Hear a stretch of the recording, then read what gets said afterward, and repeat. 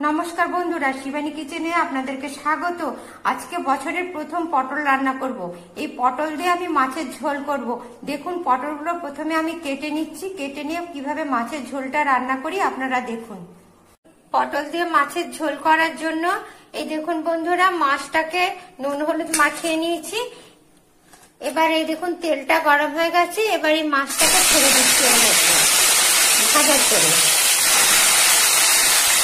এই দেখুন বন্ধুরা, মাছগুলো ভাজা হয়ে গেছে। এগুলোকে এবার আমি তুলে নিচ্ছি। এই দেখুন বন্ধুরা, প্রথমে আমি পটলটাকে নুন আর হলুদ মাখিয়ে রেখেছি। এই মাছ ভাজার তেলটাতে এই পটলগুলো আমি ভেজে নেব।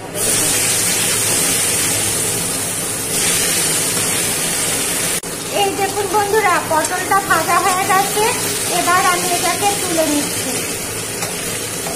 আর যদি না পটলটা ভাজেন তবে কাঁচা গন্ধ থাকে, সেটা পটল দিয়ে মাছের ঝোল করলে টেস্টি লাগবে না।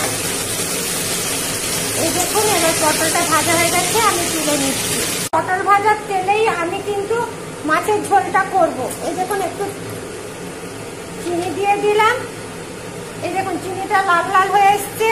এবার এর মধ্যে আমি গোটা শুকনো লঙ্কা আর গোটা জিরা দিয়ে দিলাম। আদা, পেঁয়াজ, রসুন আর কাঁচা লঙ্কা পেস্টটা দিয়ে দিলাম।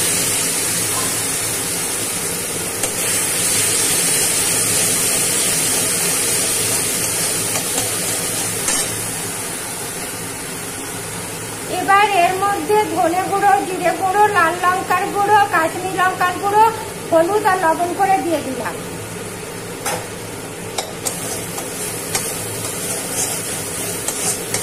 মশলাটা সিদ্ধ হওয়ার জন্য একটু মশলা বাটার জলটা দিয়ে দিলাম। মশলাটা কি দারুণ রংটা এসছে দেখেছেন, আর তেলও ছেড়ে গেছে।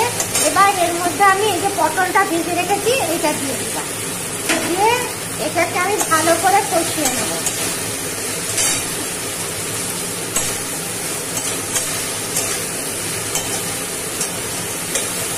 এবার এটা একটু হালকা ঢাকা দিয়ে দিচ্ছি।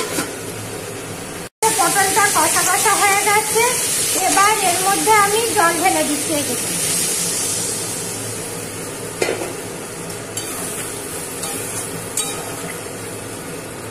দিয়ে এই যে ঢাকা দিয়ে দিয়েছি পটলটা সিদ্ধ হওয়ার জন্য।